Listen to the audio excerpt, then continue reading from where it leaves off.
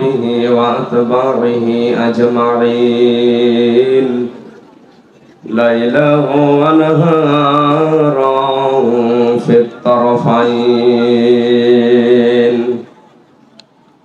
ونشهد أن لا إله إلا الله وحده لا شريك له وأشهد أن محمدا عبده ورسوله فقد قال الله تعالى في كلامه المجيد وبرهانه التوحيد সকলে পড়েন আউযু বিল্লাহি মিনাশ শাইতানির রাজীম বিসমিল্লাহির রহমানির রহিম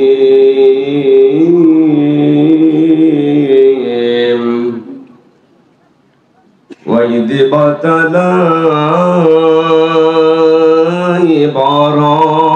إبراهيم ربه بكلمات فأتمهن قال إني جاعلك للناس إماما قال ومن ذريتي قال لا ينال عهد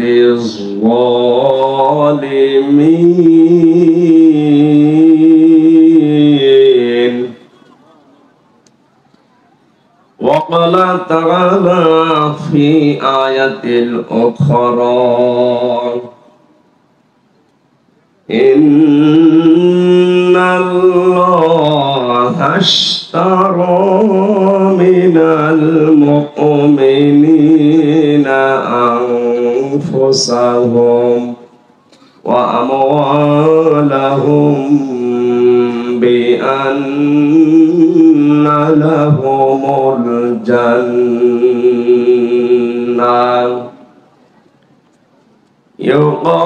يقاتلون في سبيل الله فيقتلون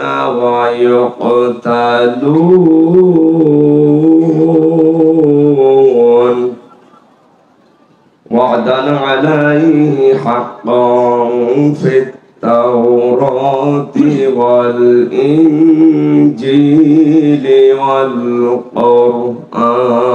والقرآن ومن أوفى بعهده من الله فاستبشروا ببيعكم الذي بايعتم به وذلك هو الفوز العظيم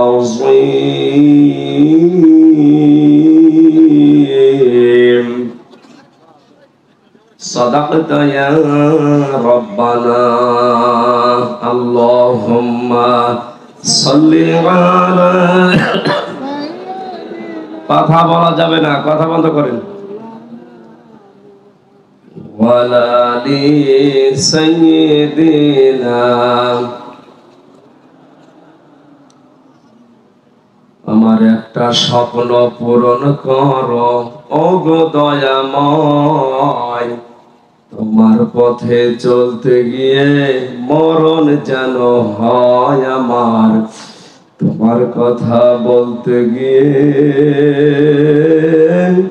না পাই যেন ভয়। আলহামদুলিল্লাহ। কক্সবাজার জেলার পেকুয়া থানার অন্তর্গত পেকুয়া সমাজ উন্নয়ন পরিষদ ও মরহুম মাওলানা শহীদুল্লাহ স্মৃতি সংসদের যৌথ উদ্যোগে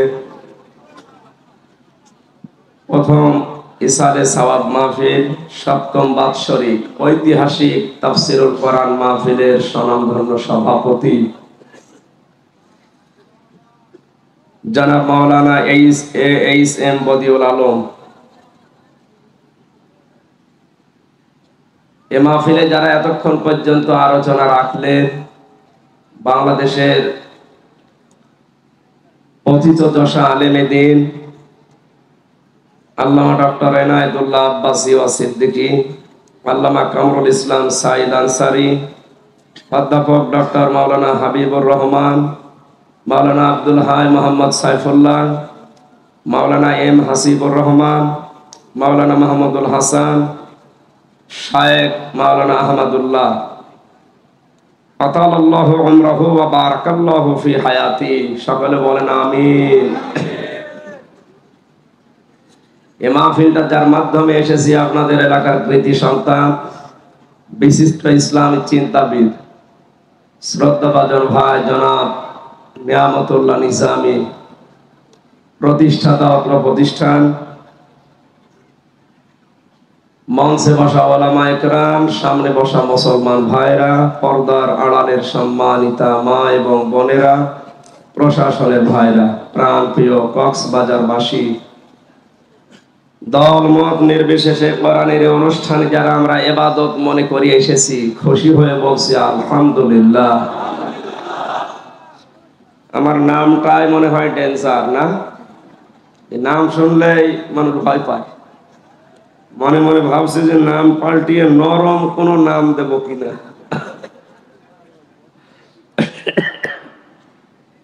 আজকে আসার সময় একটা হাদিস পড়ছিলাম, ইবনে মাজাহ শরীফের 4036 নম্বর হাদিস।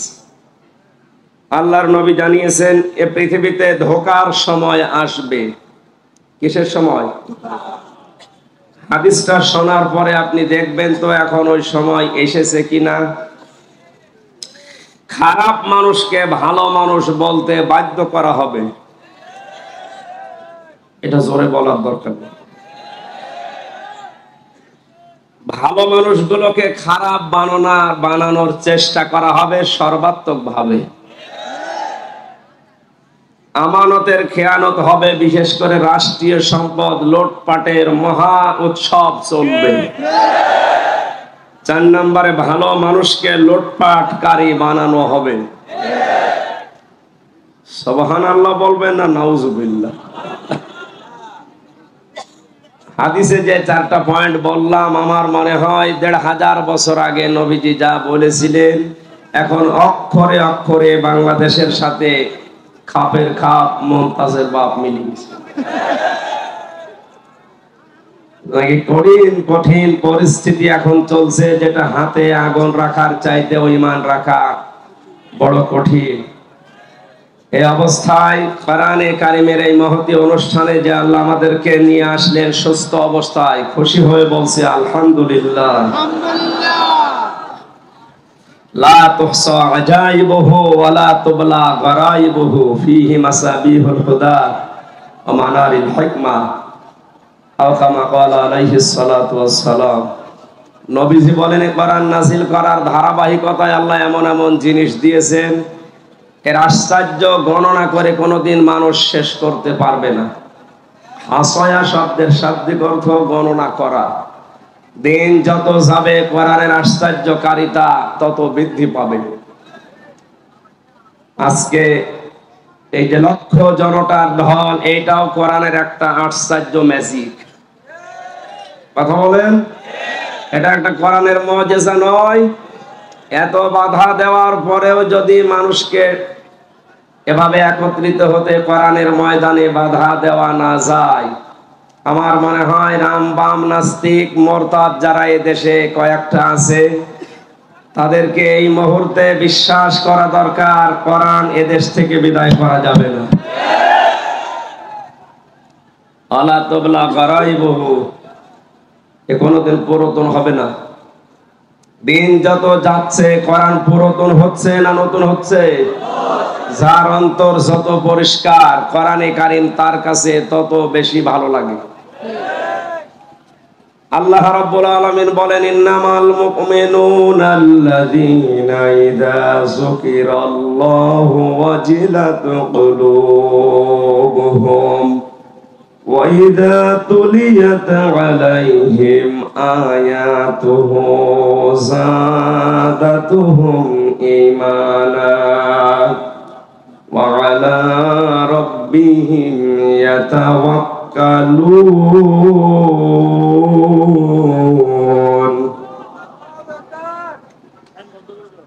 সূরা আনফালের 2 নম্বর আয়াতে আল্লাহ জানিয়েছেন এই পৃথিবীতে মুমিন সত্যিকারের তারা যাদের সামনে আল্লাহর নাম উচ্চারণ হলে তাদের অন্তরাত্মা কেঁপে ওঠে।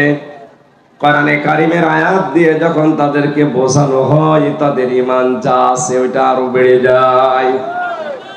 এখানে তেলাওয়াত শব্দটা আল্লাহ দিয়েছেন ওয়াইদা তুলিয়াত আলাইহিম আয়াতুহু যাদাতুহুম ঈমানা।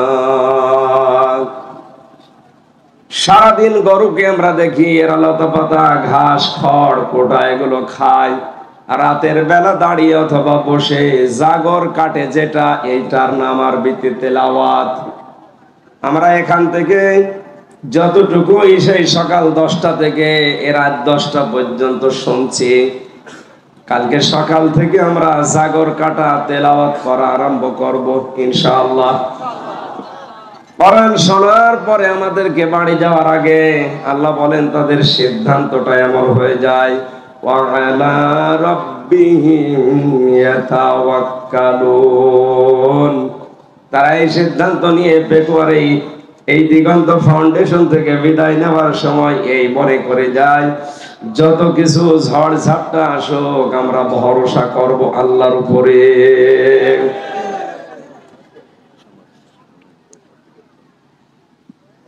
পেকুয়াবাসী এ রব্বিহিম ইয়াতাওয়াক্কালুন এর বাস্তব 4 বছর আগে 3 বছর আগে আমি জেলখানায় যাওয়ার আগে একটু আজ করেছিলাম আমার মেয়ে 2টাকে নিয়ে।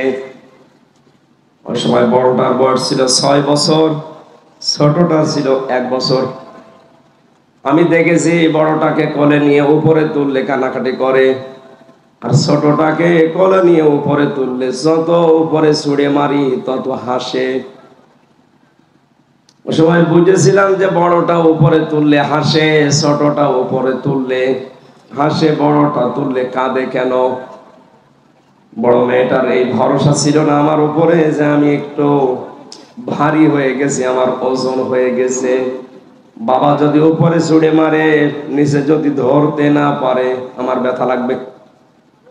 ছোটটার এই ভরসা নেই, এই বিশ্বাসও নেই। পরে বিশ্বাস ছিল এটা আমার বাবা যত উপরে ছুঁড়ে মারুক না কেন নিচে হাত পেতে রাখবে। কথা বলে না কেন? আমার এই ফারিহা জান্নাতের মতো আল্লাহর উপরে আমার উপরে যেমন ভরসা ছিল, পৃথিবী যত গরম হোক, যত কঠিন হোক, অবস্থা যত বেগতিক হোক, আল্লাহর উপরে তাওয়াক্কুল ভরসা। হযরতে হাজেরার মতো আমাদের তৈরি করা লাগবে। যত কঠিন পরিস্থিতি তৈরি হোক আমাদের রব নিচে হাত পেতে রাখবে।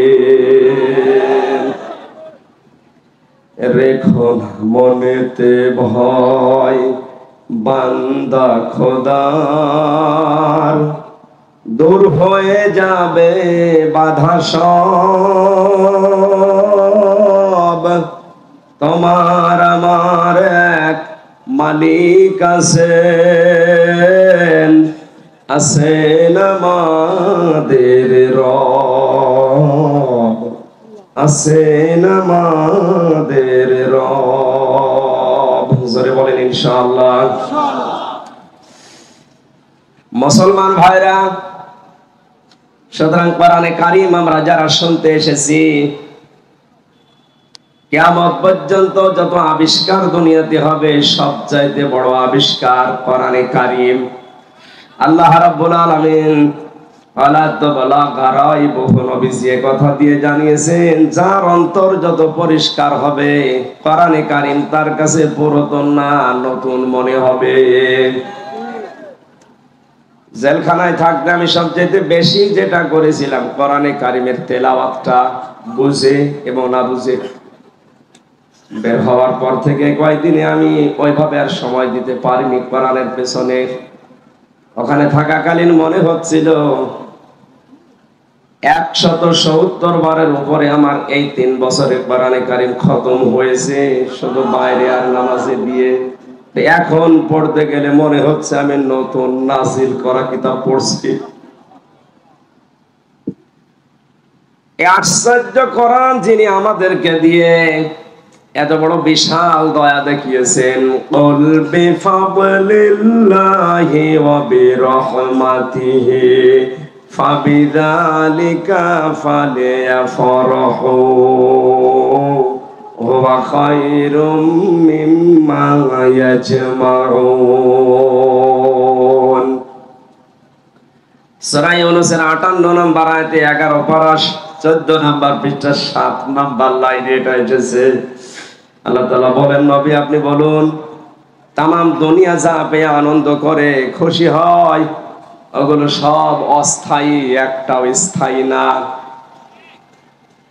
আজ যারা যেভাবেই হোক ভোট করে মন্ত্রী হয়ে এমপি হয়ে আনন্দ আছে, খুব বেশি হলেও টিকলেও 5 বছর। কথা বলেন না কেন? যতই আনন্দ করেন না কেন, কয় বছর? আল্লাহ পাক বলেন, আমি যেটা পাঠালাম এটা ওইরকম অস্থায়ী না, স্থায়ী শুধু এতটুকুই না, দুনিয়া যতদিন আছে থাকবে, কিয়ামতের পরেও এ কোরআনে কারীম থাকবে। কিয়ামতের পরে জান্নাতি মানুষদেরকে আল্লাহ যেটা তেলাওয়াত করে শোনাবে ওইটার নাম কি? আরো জোরে বলেন। জান্নাতের ওই অনুষ্ঠানে আল্লাহর কুদরতি মুখে কোরআনে কারীমের এই অনুষ্ঠানে বসে যেন আমরা নিজেরা শোনার মতো একটা জায়গা পাই। আজকের এই অনুষ্ঠান ওই ব্যবস্থা আমাদের করে দেন, বলেন আমিন। তামাম দুনিয়া যা পেল এগুলো পেয়ে ওরা আনন্দে আছে, করুক।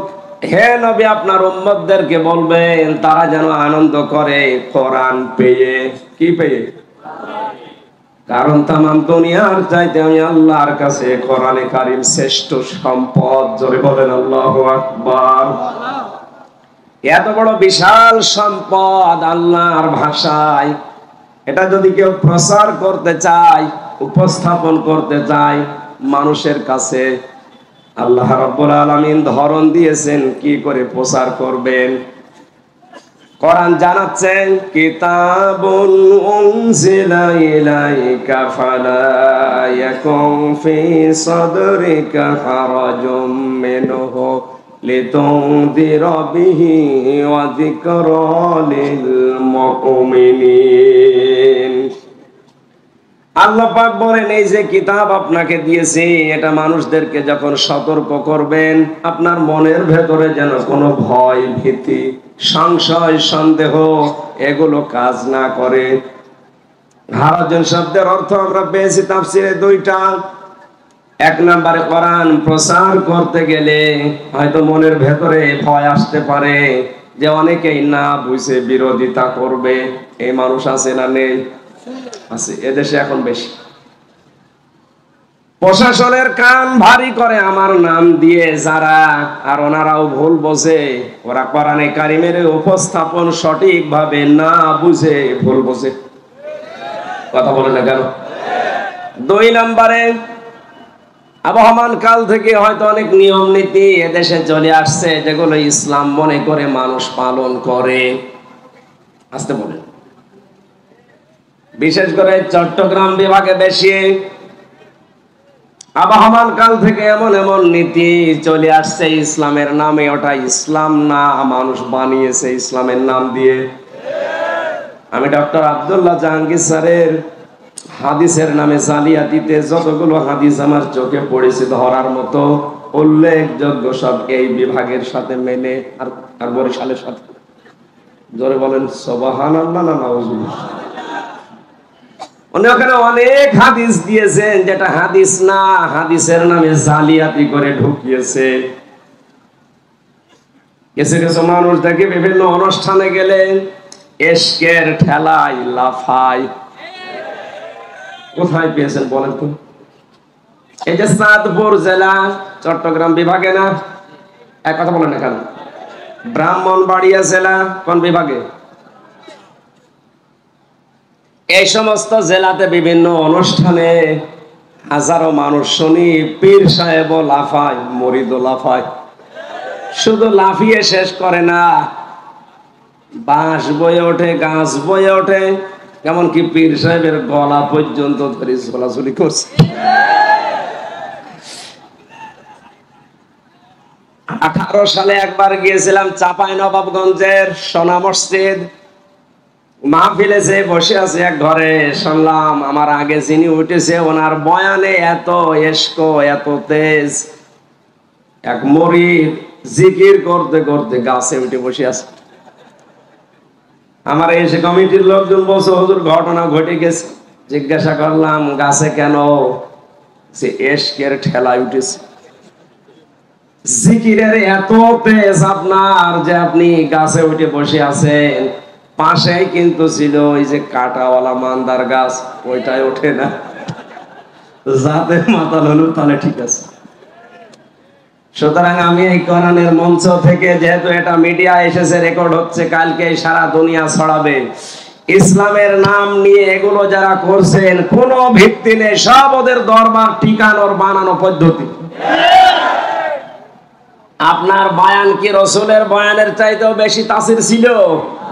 বিশ্ব নবী যারা যতদিন বয়ান করেছেন, কোন মানুষ লাফিয়েছে, গাছে উঠেছে, এই সামিয়ানা বেয়ে উঠেছে, আমরা তো পাইনি। আপনি কোথায় পেলেন এগুলো? এই নিয়ম নীতি যখন মেলে না, আবহমান কাল থেকে চলে আসতেছে 50 বছর 100 বছর ধরে, কোরআনের সঠিক কথাগুলো বললে, তাফসীর করলে ওই খোলসাগুলো উপর থেকে চলে যাবে। কারণ তাফসীর মানে খুলে ফেলা। তাফসীর মানে কি? যখন আবরণগুলো আমি খুলে দেব, জাতির সামনে উন্মুক্ত হয়ে যাবে, তো ভণ্ডামি করে খাচ্ছে, তখন ওই মানুষগুলো মন খারাপ করতে পারে। এই মানুষ বাংলাদেশে এখন নেই। আল্লাহ পাকে এই দিকে ইঙ্গিত করে হারজন দিয়েছেন। হে নবী, হয়তো না বুঝে অনেকে বিরোধিতা করতে পারে, অনেকে বোঝা শোনার পরে তাদের ব্যবসায় ভাটা পড়বে, এই কারণে মন খারাপ করতে পারে। আপনি দুইজনের একদিকেও তাকাবেন না, আল্লাহর দিকে তাকিয়ে আপনি সতর্ক করবেন। কারণ কোরআনে কারীম এটা জিকির হচ্ছে আমার মুমিন বান্দাদের জন্য। জোরে বলেন সুবহানাল্লাহ। এর পরবর্তী আয়াতটা একটু ভয়ঙ্কর।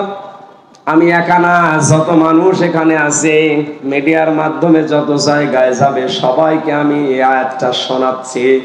ইত্তাবিউ মা উনজিলা ইলাইকুম মির রাব্বিকুম ওয়া লা তাত্তাবিউ মিন দুনিহি আউলিয়া ক্বালিলাম মা তাযাক্কারুন। চিৎকার করে বলেন আল্লাহু আকবার। ইত্তাবিউনা, ইত্তাবিউ বহু বচন দিয়েছেন আল্লাহ। অপেকুয়াবাসী, পৃথিবীর মানুষকে এই ময়দান থেকে জানাও, সবাই মিলে তোমরা অনুসরণ করো, ইত্তেবা করো, দেখে দেখে চলো। মা উনজিলা ইলাইকুম মির রাব্বিকুম, তোমাদের রবের পক্ষ থেকে যেটা নাযিল হয়েছে।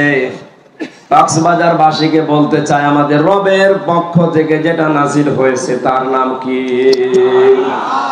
বলেন বলেন। সুতরাং অনুসরণ যদি করা লাগে সবাই মিলে, কোনটা করা লাগবে? আরো জোরে। এমনকি কেউ যদি তাবলীগ করে, তাও কোরআনের করা লাগবে। সূরা মায়েদার 67 নম্বর আয়াত এটার প্রমাণ। ইয়া আইয়ুহার রাসূল বাল্লিগ মা উনজিলা ইলাইকা মির রাব্বিক। হে রাসূল, আপনাকে আমি নির্দেশ দিলাম, আপনি তাবলীগ করবেন যেটা আপনার রব আপনাকে দিয়েছে। কিসের? তাহলে আয়াত থেকে প্রমাণ হয় কোরআনের তাবলীগ করা, প্রচার করা, এটা নফল না ফরজ? আরো জোরে বলেন কি? এখানে যেটা প্রচার হচ্ছে, তাবলীগ হচ্ছে কিসের? আমার বাবার প্রচার করছি। এই কথা বলেন না কেন? সুতরাং এটা ফরজ কাজ। বাংলাদেশে এটা আরো ব্যাপক হওয়া দরকার। সুতরাং পেকুয়ার ময়দানে শুধু দুইটা না, সারা বাংলাদেশের ৬৮,০০০-এর উপরে গ্রামে কোরআনের প্রচার এখন ফরজ। আমাদের রবের পক্ষ থেকে যেহেতু এটা এসেছে, অনুসরণ আমরা সবাই মিলে যদি করতেই হয় এটা করব। কোন মানুষের আদর্শ সবাই মিলে আমরা অনুসরণ করতে পারি না। হয়তো কিছু মুষ্টিমেয় মানুষ অনুসরণ করছে না বুঝে। আমরা যদি অনুসরণ করতে চাই, দেখে দেখে চলতে চাই, কি দেখে চলা লাগবে? ওয়ালা তাত্তাবিউ সাবধান মিন দুনিহি আউলিয়া, তোমরা অনুসরণ করবা না দুনিয়ার কোন অলির। অলির বহু বচন আউলিয়া। কোন অলির অনুসরণ দরকার নেই। কে বলছেন বলেন তো? না, আল্লাহ কি অলিদের বিরুদ্ধে? বাংলা অর্থ শুনে মনে হচ্ছে আল্লাহ অলিদের বিরুদ্ধে। তাফসিরে ফি জিলালিল কোরআন সাইয়্যিদ কুতুব লিখেছেন আল্লাহ কেন অলিদের অনুসরণ করতে নিষেধ করলেন। আল্লাহ তাআলা ভালোভাবে জানেন ভবিষ্যতে এমন সময় আসবে, আমার আবেগওয়ালা কিছু বান্দা আছে, তারা আমি আল্লাহর চাইতে তাদের আব্বাকে বড় মনে করবে।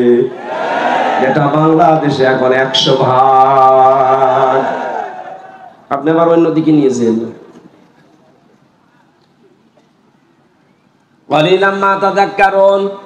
আল্লাহ বলেন এরপরও কিছু মানুষ আমার উপদেশ গ্রহণ করে, অধিকাংশ মানুষই মুখ ফিরিয়ে চলে যায়। আপনারা এই মুখ ফেরানোর দলে যাবেন না উপদেশ নেবেন? এই কোরআনে কারীম থেকে আমি দুইটা আয়াত পড়েছি, সূরা বাকারার ১২৪ নম্বর আয়াত আর সূরা তাওবার ১১১ নম্বর আয়াত। সূরা বাকারার ১২৪ নম্বর আয়াতটা পড়েছিলাম এই কারণে, কয়েকদিন আগে, মাত্র ৮-৯ দিন হলো, ৮ দিন আগে এখানে পাশে যেখানে ছিলাম বলেছিলাম এই আয়াতে হযরত ইব্রাহিম আলাইহিস সালামকে আল্লাহ পৃথিবীতে ৫০টা পরীক্ষা করেছে। কয়টা? এই পরীক্ষাগুলো এত কঠিন ছিল, এমন শক্ত ছিল, কোরআনে কারিমে আল্লাহ সবগুলো আমাদের শিক্ষার জন্য ধাপে ধাপে তুলে দিয়েছে। আমি পুরাটা নোটও করেছিলাম, পরিবেশ আমাদের অনুকূলে না থাকার কারণে আমি ওই আয়াতটা বাদ দিয়ে দিচ্ছি। না না, আপনি এখানে এসে বলেন। সভাপতি এখানে বসে আছে, আমার কানের ভেতরে কি যেন লাগাচ্ছে, আর বলছেন না না। সূরা তাওবার আয়াতটা নরম আয়াত, এইটা পড়ি, অসুবিধা নেই। রাসূলের উপরে দরুদ আর সালাম পাঠ করার মাধ্যমে সূরা তাওবার এই আয়াতটা আপনি মন দিয়ে স্থির ভাবে শোনেন, কিছু পাবেন ইনশাআল্লাহ। জবান খুলে পড়েন, আউযু বিল্লাহি মিনাশ শাইতানির রাজিম, বিসমিল্লাহির রহমানির রহিম, ইন্নাল্লাহা আশতারা মিনাল মুমিনিনা আনফুসাহুম ওয়া আমওয়ালাহুম বিআন্না। আমার ভাইরা, কোরআন যত অ্যাক্টিভ ভাবে মানুষ শুনবে, আল্লাহ তার দিকে তত বেশি নজর দিয়ে থাকবে। ইমাম মালিক ১০০ বার আল্লাহকে স্বপ্ন দেখেছিলেন। ১০০ বারই তিনি জিজ্ঞাসা করেছেন, মাবুদ তোমার নজর বেশি কোন দিকে থাকে? আল্লাহ পাক তাকে স্বপ্নে ১০০ বারই জানিয়েছেন, ইমাম মালিক রে, আমি সবচাইতে বেশি গুরুত্ব দিয়ে নজর দিয়ে থাকি আমার ওই বান্দার দিকে, যে বান্দা আমার কোরআন পড়ে। সুতরাং খুব স্থির ভাবে শুনবেন। প্রধানমন্ত্রী আজকে যদি বলে আমার কাছে অমুককে নিয়ে আসো, আমি তাকে দেখবো, মানুষ পাগলের মতো এই ৪০০ কিলো দূর থেকে ছুটে যাবে। কথা বলে না কেন? হাদিস দিয়ে নবীজি জানালেন, যে ব্যক্তি কোরআন পড়ে স্থির ভাবে শোনে, মনোযোগ দিয়ে, মহান আল্লাহ তার দিকে নজর দিয়ে থাকে। সুতরাং তাম দুনিয়ার সব প্রধানমন্ত্রীর চাইতেও আল্লাহর নজর পাওয়া জরুরি কিনা? আরো জোরে বলেন। ওই দিকে তাকিয়ে যদি আপনার সেই সকাল 10টা থেকে রাত 10টা পর্যন্ত অনেক ধৈর্য ধরেছেন, আর আধা ঘন্টা ধৈর্য ধরা যাবে না? স্থির ভাবে এখান থেকে 4টা শিক্ষা আজকে নিয়ে যাব ইনশাআল্লাহ। আমি এদিকে ওদিকে ডালপালা সব বাদ দিয়ে সরাসরি তাফসীরে প্রবেশ করছি। আল্লাহ পাক বলেন, ইন্নাল্লাহ হাশতারা, অবশ্যই আমি আল্লাহ ক্রয় করে নিয়েছি, কিনে নিয়েছি, মিনাল মুমিনিনা, মুমিনদের কাছ থেকে, আনফুসাহুম ওয়া আমওয়ালাহুম, তাদের জান আর তাদের মাল, বিনিময়ে তাদেরকে আমি আল্লাহ জান্নাত দিয়ে দিয়েছি। জোরে বলেন আলহামদুলিল্লাহ। কক্সবাজারবাসী, আপনার জীবনের এই ইবাদত বন্দেগী গুলো এতদিন যাই করেছেন, এটা কবুল হয়েছে কিনা একটা জানার মতো একটা পদ্ধতি আছে। আল্লাহর নবী জানিয়েছেন, মানুষের জীবনের ইবাদত বন্দেগী কবুল হচ্ছে কিনা এটা জানার পদ্ধতি, তার আচরণ যদি মানুষের সাথে ভালো হয়, উত্তম হয়, তার মুআমালাত মুআশারাত বুঝতে হবে তার পেছনের আমল আখলাক আল্লাহ কবুল করেছেন। মুসলমান ভাইরা, পৃথিবীর কোন মানুষের আমল আখলাক, তার পেছনের জীবনকে যদি আল্লাহ পছন্দ করে, ওই মানুষটাকে আমরা হাদিস পড়েছি, সাধারণ ভাবে তাকে আল্লাহ মরণ দেন না, শাহাদতের মরণ দিয়ে তার জীবনটা আল্লাহ ধন্য করে দেন। সুতরাং এই পৃথিবীতে যারা আয়াজ কোরআনের জন্য, ইসলামী আন্দোলনের জন্য জীবন দিয়ে চলে যাচ্ছে, এই মানুষগুলোর জীবন যৌবন পেছনের লাইফটা আল্লাহর পছন্দ হয়েছে, এজন্য সাধারণ ভাবে মরণ না দিয়ে শাহাদতের মরণ দিচ্ছে। এর দলিল সূরা আলে ইমরানের 140 নম্বর আয়াত, খুব ভালো করে খেয়াল করবেন। ওয়ালিয়ালামাল্লাহুল্লাযীনা আমানু ওয়া ইয়াত্তাখিযা মিনকুম শুহাদা আল্লাহু লা ইউহিব্বুজ জালিমিন। এই ভালো করে মিলাবেন। তোমাদের ভেতরে সবাইকে আমি শাহাদাতের মরণ দেই না। বিশ্ব নবী সারাটা জীবন তিনি দোয়া করতেন, হযরতে ওমরেরও সারা জীবনের দোয়া ছিল এইটা, আল্লাহুম্মা ইন্নী আসআলুকা শাহাদাতান ফি সাবিলিক ওয়াজআল মাউতি ফি বালাদি রাসূলিক। হযরতে ওমর সারা জীবন বলেছিলেন, আল্লাহ আমাকে সাধারণ ভাবে মরণ দিও না, মরণ যদি আমারে দাও তুমি শাহাদাতের মরণ দিও, আর রাসূলের শহরে মরণ দিও। জোরে বলেন সুবহানাল্লাহ। সাধারণ ভাবে মরার শাহাদাতের মরণ পার্থক্য কি? এই যে মুরব্বী সভাপতি যদি কালকে মারা যান, যদি ঈমান নিয়ে মারা যেতে পারে, কবরে থাকবে, ঘুমিয়ে পড়বে, এই শেষ, আর কিছু নেই। কিয়ামত পর্যন্ত শুধু ঘুমিয়েই থাকবে। সিংহায় যেদিন ফুৎকার দেওয়া হবে, ওই দিন উনি টের পাবে, এর মাঝখানে আর কিচ্ছু টের পাবে না, এতটুকুই শেষ। কিন্তু কোন মানুষ যদি শাহাদাতের মরণ পায়, লোকটা শুধু মরণের পরে ঘুমিয়ে থাকবে না, মরণের সঙ্গে সঙ্গে কবরে দেবেন, ওই সময় থেকে আল্লাহ নিজে তাকে খাওয়াবেন।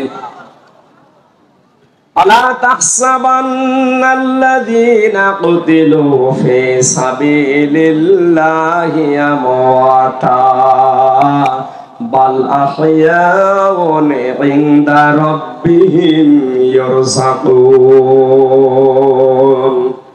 সূরা আলে ইমরানের ভেতরে আল্লাহ জানিয়েছেন, হে নবী, আমি আল্লাহর রাস্তায় যাদেরকে হত্যা করা হয়, মেরে ফেলা হয়, শহীদ করা হয়, এদেরকে আপনি মৃত ভাববেন না, এরা জীবিত। শুধু জীবিত না, এদেরকে আমি আল্লাহ নিজে রিজিক দান করি। জোরে বলেন আল্লাহু আকবার। পেকুয়া বাসে ঘুমিয়ে থাকলে খাওয়া লাগে, কথা বলেন না কেন? খাওয়া লাগে জীবিত থাকলে।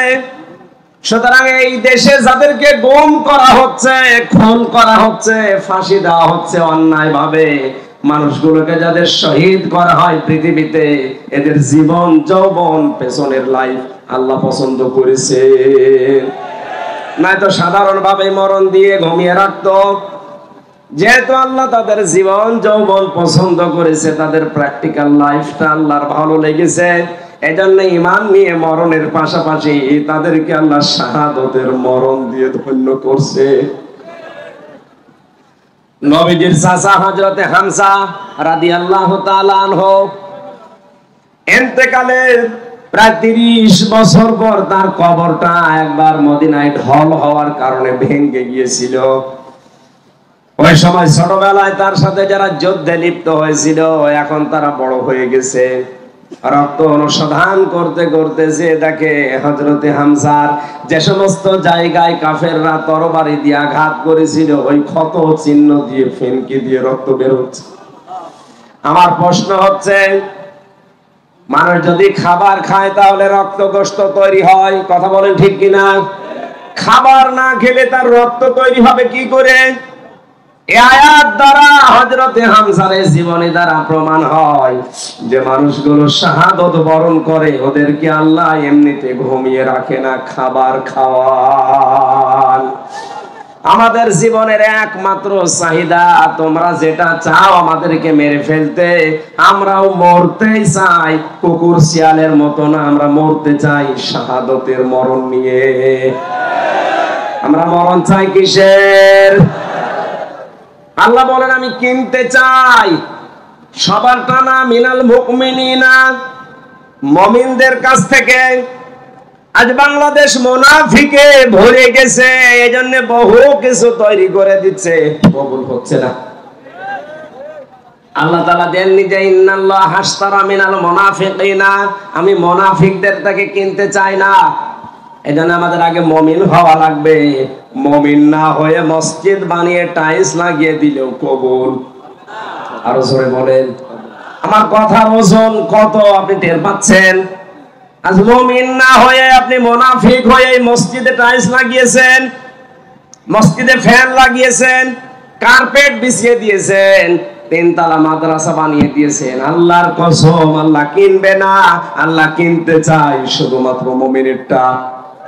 আর মুমিন ওই লোকটা যে ভালো কাজে আনন্দ পায়, অন্যায় কাজ দেখলে তার কষ্ট লাগে। আজকের কাজটা ভালো কাজ না অন্যায় কাজ? এই যারা বলেন, এই ভালো কাজে আজ আনন্দ যারা এলাকায় পায়নি, এটা বন্ধ করে দিলে যাদের খুশি হতো, এরা ইমানদার না মুনাফিক? ওরা যদি পুরা পেকুয়া মাদ্রাসা বানিয়ে দেয়, কবুল হবে? বলেন বলেন। শক্ত হয়ে যাচ্ছে না? এইটা আয়াতের কথা। আমরা জানি কোন বিষয় যদি কেউ বেচা কিনা করতে চায়, 4টা জিনিস সামনে রাখা লাগে। একটা সম্পদ লাগে, কি কথা বলেন এখন, একটা মূল্য লাগে, কি, আর একজন বিক্রেতা লাগে যে বেচবে, একজন ক্রেতা লাগে যিনি কিনবে।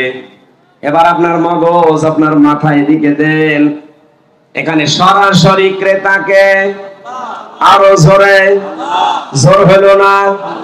অনেকে আমাদের মতো মেধা নিয়ে আছে, বলেন উনি এত সক্ষম, আমরা বাজারে গিয়ে পচা মাছ কিনতে চাই না। আমাদের আল্লাহ, আমাদের মালিক যিনি, তার যোগ্যতা, তার সক্ষমতা কত বেশি আপনার কল্পনায় ধরবে না। তিনি যদি কোনো কিছু কিনতে চাই, পচা জিনিস, অবৈধ জিনিস, মিথ্যা জিনিস কিনবে। আজ বাংলাদেশে যাদের সব কিছু মিথ্যার উপরে গড়ে উঠছে, ওদের জীবন আল্লাহ কিনবে। আরো জোরে। ওদের মাদ্রাসা কিনবে, মসজিদ কিনবে, ওদের তাবলীগ কিনবে। আপনি যদি বলেন এখন সব আমার গায়ে পড়ছে না, আপনাকে আমি বাঁচার জন্য বলছি। আল্লাহ ইন্নাল্লাহ হাশতারা মিনাল মুনাফিকিনা দেননি, ইন্নাল্লাহ হাশতারা মিনাল কাফিরিনা দেননি, ইন্নাল্লাহ হাশতারা মিনাল মুশরিকিনা দেননি।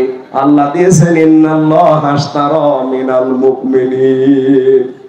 আপনাকে আগে মুমিন হওয়া লাগবে। কি হওয়া লাগবে? আরো জোরে। মুমিন হওয়ার জন্য আয়াতের পরবর্তীতে 10টা গুণ আল্লাহ দিয়েছেন। এই গুণগুলো যদি আমরা অর্জন করতে পারি, মহান আল্লাহ বলেন যালিকা ওয়াল ফাউজুল আযীম, এদের জীবন হবে মহা সফল। জয় বলেন আল্লাহু আকবার। প্রথমে ফ্যানটা দিয়ে গলাটা বসে গেছে, কষ্ট হচ্ছে। না না, কিছু লাগবে না। আসলে যেটা করেছিলাম সেটা পারলাম না, তো এই জন্য হচ্ছে না।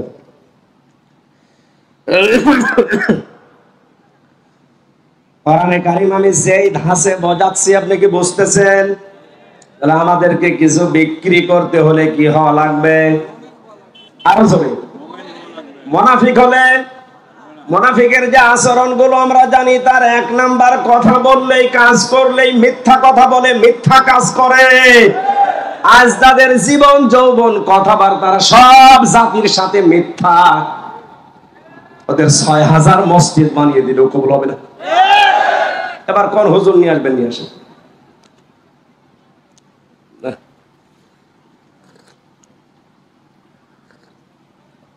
প্রথমে ফ্যানটা দিয়েই আমার গলাটা শেষ হয়ে গেছে। ফ্যান এখন বন্ধ করে ওদের বসার যা বসেই গেছে। এখন আর কি কথা।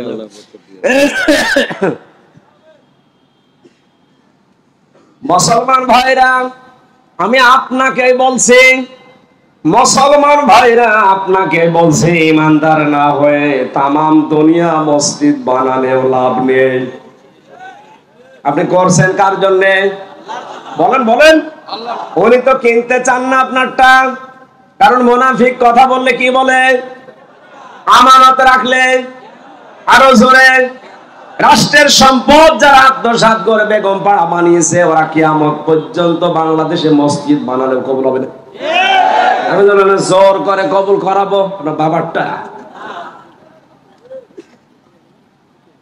আমানত রাখলেই খেয়ানত করে, কথা বললেই কাজ করলেই মিথ্যা কথা বলে, মিথ্যা কাজ করে। আর ওয়াদা দিলে ঠিক রাখে না, ওয়াদা গুলো ভঙ্গ করে। কত ওয়াদা আমরা কত বছরে, 50 বছর ধরে অনেকের কাছে পেয়েছি। মানুষেরা 50 বছরে ওয়াদা করেছে ক্ষমতায় যাওয়ার আগে কোরআন সুন্নাহ বিরোধী কোনো আইন দেশে পাস হবে না, অথচ 50 বছরেই পুরা উল্টা ক্ষমতায় যেই শিক্ষা ব্যবস্থায় হাত দেয়। ক্ষমতা পেয়ে শিক্ষা ব্যবস্থা, আসমানি শিক্ষা তুলে দেওয়ার এই চরিত্র ছিল ফেরাউনের। আসতে বলেন। আজ যদি আসমানি শিক্ষা তুলে দিয়ে মানুষের তৈরি করা কোন শিক্ষা সিলেবাসে ঢোকানো হয়, বুঝবেন এটা ফেরাউনের কর্মসূচি। কিন্তু আমাদেরকে সাবধান হওয়া লাগবে এই জায়গায়। এই কারণে ক্লাস 7 পর্যন্ত, এর আগে ঠিক আছে, 7-এ যেটা দেওয়া হয়েছে আমি নাম নাই নিলাম, অন্তত 1 থেকে 7 পর্যন্ত যাবার আগে আমাদের ছেলে মেয়েদেরকে এমন ভাবে তৈরি করা লাগবে, ওখানে যে পড়ুক সিলেবাস, কিন্তু বিশ্বাস যেন না করে। এদের মগজটা এইভাবে তৈরি করা দরকার আছে না নেই? এখন যদি বলেন না আরো কিছু দেরি আছে, অলস হয়ে থাকেন। একটা গল্প পড়েছিলাম, 2 অলসে এক গাছতলায় কুল বড়ই পড়ে একেবারে ভিড় পড়ে আছে। পুলিশ যাচ্ছিল পাশ দিয়ে, এক অলস ডাক দিয়ে বলে, ভাই পুলিশ এদিকে আসেন। কেন? এ কুল বড়ই পড়ে পড়ে আছে, আমি আজ সারাদিন প্রায় বসে আছি কিন্তু খেতে পারছি না, আপনি আমারে তুলে দেন। পাশের এক অলসটাকে পুলিশ বলছে, তুমি একটু তুলে দিতে পারো না?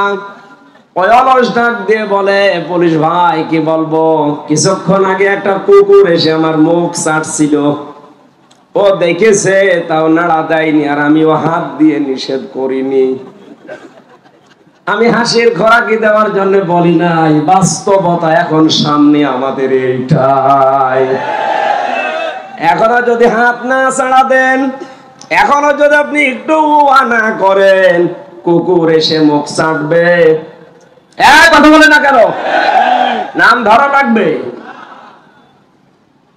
এজন্য আমাদের ছেলে মেয়েদেরকে এখন তৈরি করা লাগবে, এই যে কেজি 1 থেকে, প্লে থেকে, নার্সারি থেকে এমন ভাবে তারে শিক্ষা দিয়ে 7 পর্যন্ত নিয়ে যেয়ে পৌঁছিয়ে দেন, ও পাস করার জন্য সিলেবাস পড়ে পড়ুক, কিন্তু এটা তো বিশ্বাস না করে।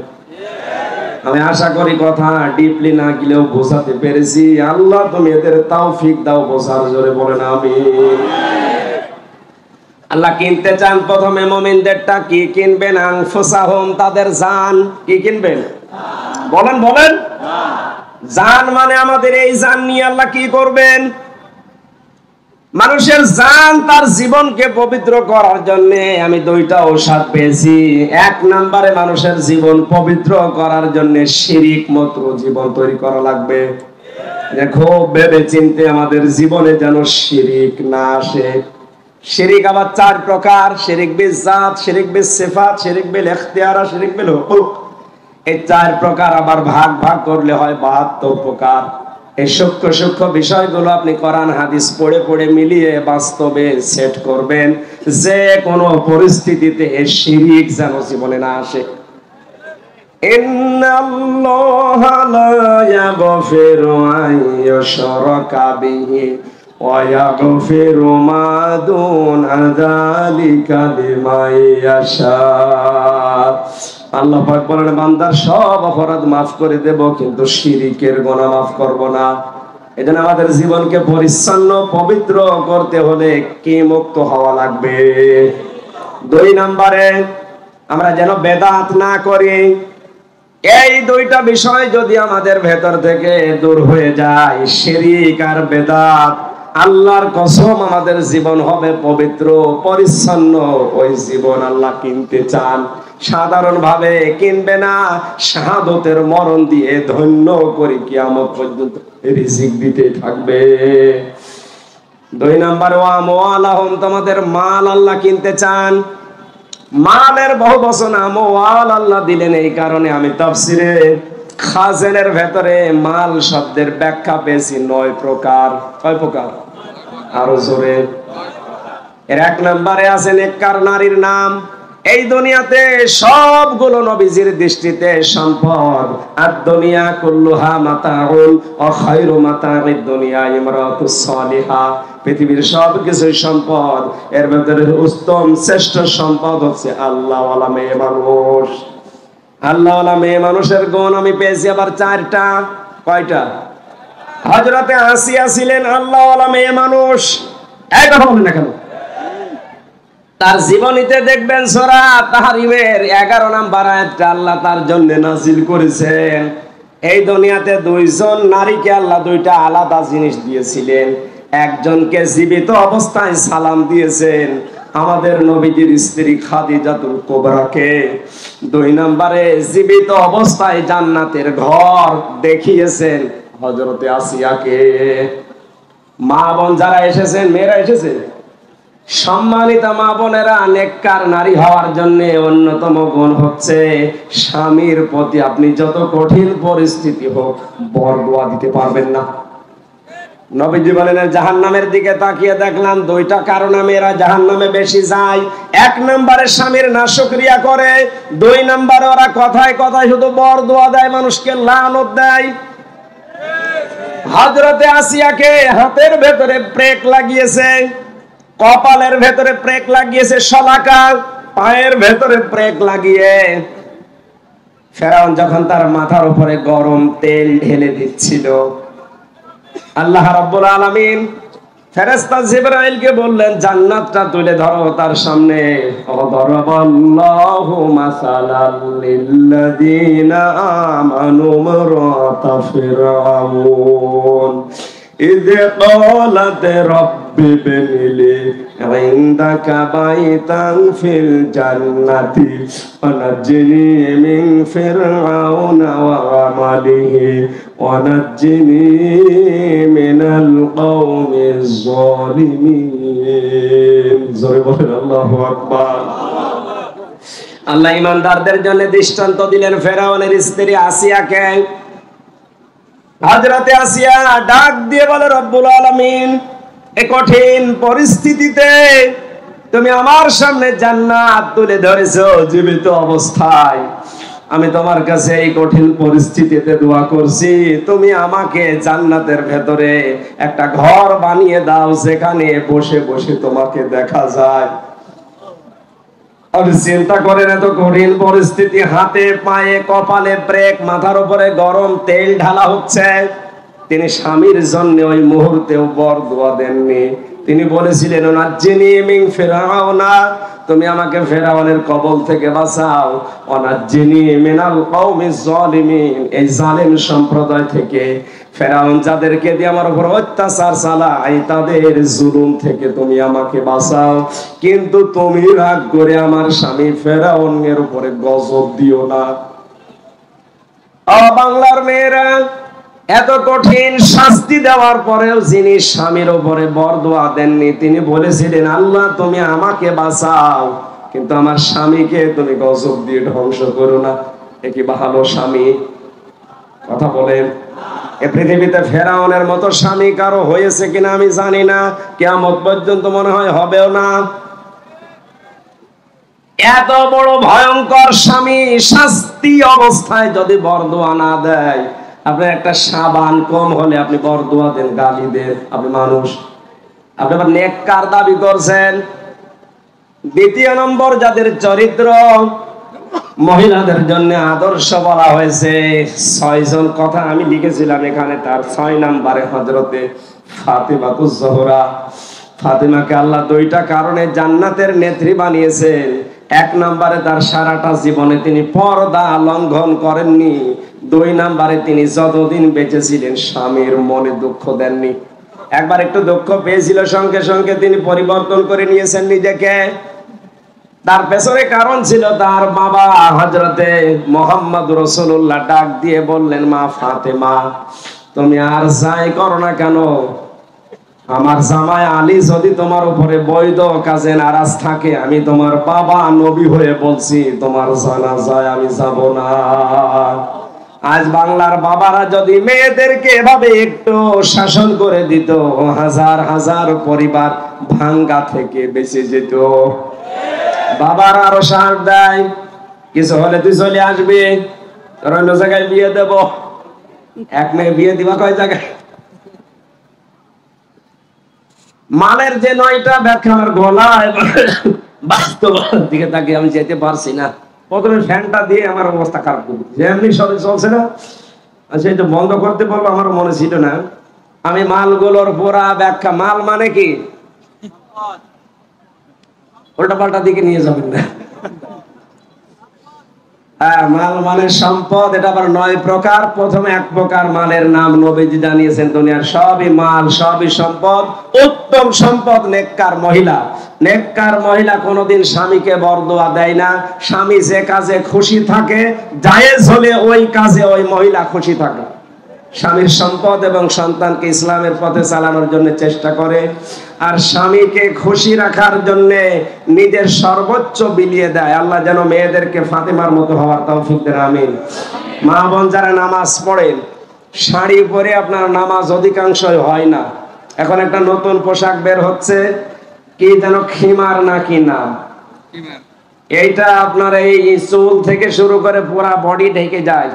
নিয়ামতুল্লাহ নিজামী যেহেতু ব্যবসা করে বিভিন্ন পোশাকের, এইটা একটু ভালো করে করেন, এটা তুলবেন, হাজার হাজার মেয়েদের নামাজও শুদ্ধ হয়ে যাবে আপনার কারণে। আল্লাহ যেন তৌফিক দেন। বলেন